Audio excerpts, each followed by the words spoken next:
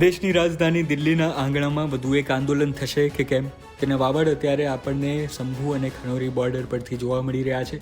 તેના દ્રશ્યો તમે અત્યારે જોઈ રહ્યા છો. પંજાબના ખેડૂતો દિલ્હી આવવા તરફ કૂચ કરી રહ્યા છે અને તેમને રોકી દેવામાં આવ્યા છે.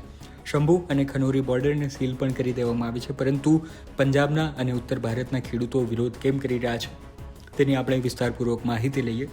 20મી જુલાઈનો એ દિવસ હતો જ્યારે રાજધાની દિલ્હીએ યુવાઓનો આક્રોશ જુઓ, તેમનું વિરોધ પ્રદર્શન જોવું. ખૂબ મોટી માત્રામાં વિદ્યાર્થીઓ અને યુવાઓ જોડાયા હતા અને તેમની માંગણી હતી તેમણે સરકાર સામે મૂકી હતી.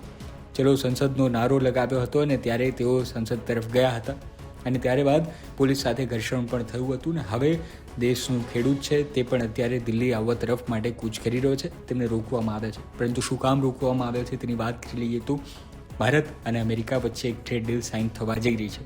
ઘણી બધી બેઠકો થઈ છે, ઘણા લાંબા સમયથી આ ચર્ચા ચાલી રહી છે, પરંતુ હજી સુધી આ ટ્રેડ ડીલ ફાઇનલ નથી થઈ અને તેવામાં એક વચગાળાની ટ્રેડ ડીલ ફાઇનલ થાય તેવી સંભાવનાઓ જોવા મળી રહી છે. અને ત્યારે ખેડૂતોને એવું લાગે છે કે જો આ ટ્રેડ ડીલ ફાઇનલ થાય છે તો અમેરિકાની કૃષિ પ્રોડક્ટ અને સાથે સાથે ડેરી પ્રોડક્ટ્સ છે તે ભારતના બજારમાં આવશે અને જો તે આવે છે તો ખેડૂતોને ખૂબ વધારે મોટો આર્થિક ફટકો લાગે તેવી સંભાવનાઓ છે અને તેને કારણે તેઓ અત્યારે શાંતિપૂર્વક વાતચીત કરવા માટે વિરોધ કરી રહ્યા છે તેવું પંજાબના જે ખેડૂત આગેવાનો છે તેમનું કહેવું છે.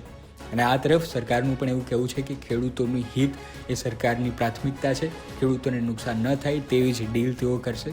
અને સાથે સાથે સૂત્રો તરફથી એવું પણ કહેવામાં આવી રહ્યું છે કે આજે કેન્દ્રીય કૃષિ મંત્રી છે તે આ ખેડૂતો સાથે મળી શકે તેવી સંભાવનાઓ પણ જોવામાં આવી રહી છે. અને બીજી તરફ એ પણ કહેવામાં આવ્યું છે કે જો ટ્રેડ ડીલ ફાઇનલ નથી થઈ તો આ વિરોધ શું કામ કરવામાં આવી રહ્યો છે. અને સાથે સાથે ખેડૂત આગેવાનોનો એવો પણ આરોપ લગાવવામાં આવ્યો છે કે ગઈકાલથી જ જે ખેડૂત આગેવાનો હતા તેમની ધરપકડ પોલીસ કરી રહી છે, તેમને અત્યારે રોકી રહી છે. તમે અત્યારે જે દ્રશ્ય જોઈ રહ્યા છો તે શંભુ બોર્ડર અને ખનોરી બોર્ડરના છે, જ્યાં આવી રીતે ખેડૂતોને રોકવા માટે બેરિકેડ્સ લગાવવામાં આવે છે, પિલર્સ મૂકી દેવામાં આવે છે, જેસીબી મૂકી દેવામાં આવ્યા છે. હવે ખેડૂતો આ માંગ જે છે તે માટે કેટલા સમય સુધી આવી રીતે જ વિરોધ કરતા રહેશે? શું સરકાર તેમને મળે છે કે નથી મળતી? શું વધુ એક આંદોલન દિલ્હીની બોર્ડર પર આપણને જોવા મળશે? શું સરકાર હવે ચારે તરફથી ઘેરાવાની શરૂઆત થઈ ચૂકી છે? આ તમામ બાબતે તમારું શું કહેવું છે તે તમે અમને જણાવજો. ખેડૂતો વધુ એકવાર વિરોધ કરી રહી છે. આપણા ગુજરાતમાં પણ મોરબીમાં અને જેતપુરમાં ઘણા લાંબા સમયથી ખેડૂતો આંદોલન કરી રહ્યા છે, વિરોધ કરી રહ્યા છે. તેમની માંગણીને સંતોષવા માટે પણ સરકારે એક નોટિફિકેશન બહાર પાડી હતી.